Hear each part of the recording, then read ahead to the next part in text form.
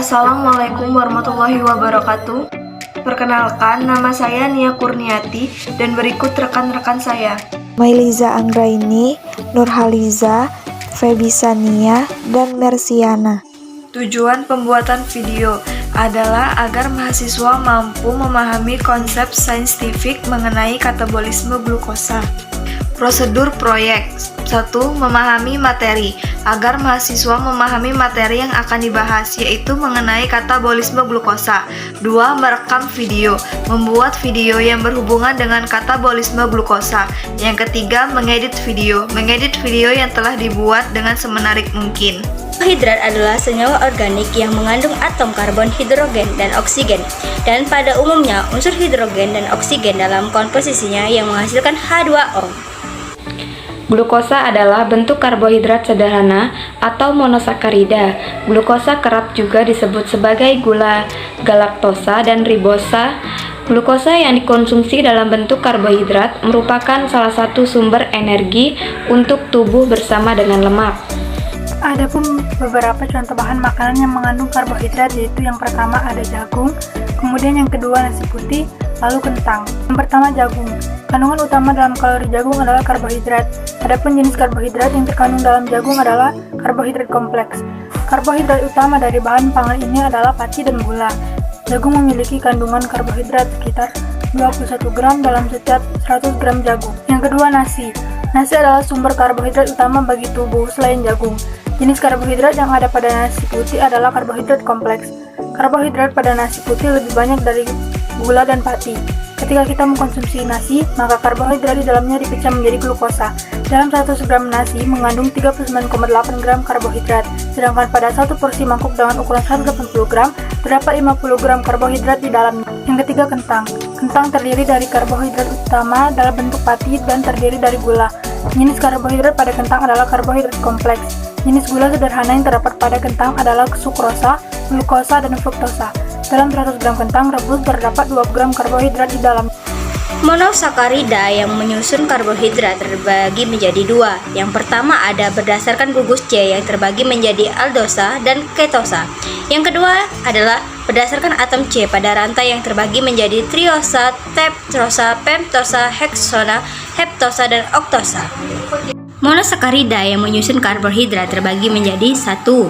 Berdasarkan gugus atom C sama dengan OH.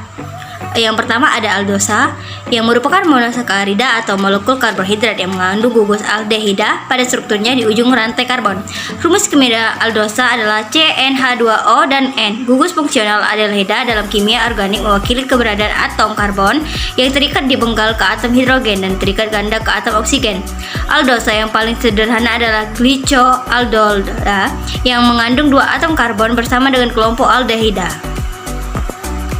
Yang kedua ada ketosa yang merupakan monosakarida atau molekul karbohidrat yang mengandung gugus keton bersama dengan rantai karbon dan strukturnya.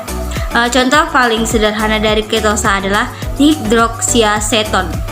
Kedua adalah pembagian berdasarkan jumlah atom C pada rantai.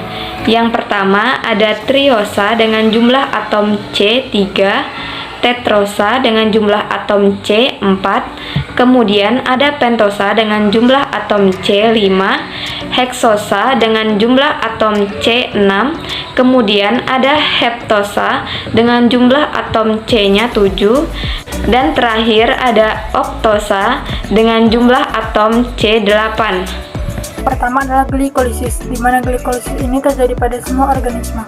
Proses ini berfungsi untuk melekatkan glukosa dan menjadi pirufat, dan akan menghasilkan ATP tanpa menggunakan oksigen. Glikolisis ini akan terbentuk beberapa senyawa dan hasil akhir dari glikolisis ini yakni 8 molekul ATP. Yang kedua adalah tahapan pembentukan asetil-CoA, yang merupakan tahapan-tahapan dari glikolisis sebelum memasuki siklus Krebs.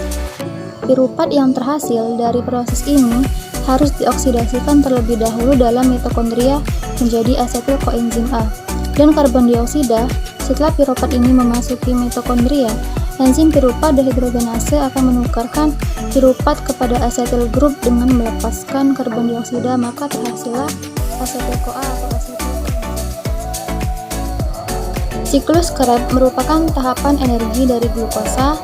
Proses ini berlaku dalam dan berlangsung secara aerobik.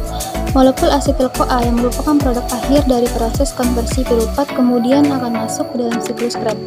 Perubahan yang terjadi dalam siklus Krebs ini adalah mengubah dua atom karbon yang terikat di dalam molekul asetil-CoA menjadi dua molekul karbon dioksida. Yang terakhir adalah proses transport molekul, di mana produk ini dikenal sebagai proses fosforilasi oksidatif. Dalam proses ini, NADH2 dan FADH2 yang mengandung elektron akan melepaskan elektron tersebut ke dalam akseptor utama, yakni oksigen. Pada akhir dari proses ini akan terhasil 3 molekul ATP dan 1 molekul NADH2 dan 2 molekul ATP, sedangkan hasil akhir dari transfer elektron ini adalah 36 ATP dan 6 H2O. Kesimpulan, karbohidrat adalah senyawa organik yang mengandung atom karbon, sedangkan glukosa adalah bentuk sederhana dari karbohidrat. Bahan makanan yang mengandung karbohidrat yaitu jagung, kentang, dan nasi. Terdapat 4 tahapan katabolisme glukosa. 1. Glikolisis, 2. Dekarboksilasi oksidatif, 3. Siklus Krebs, dan 4. Transport elektron.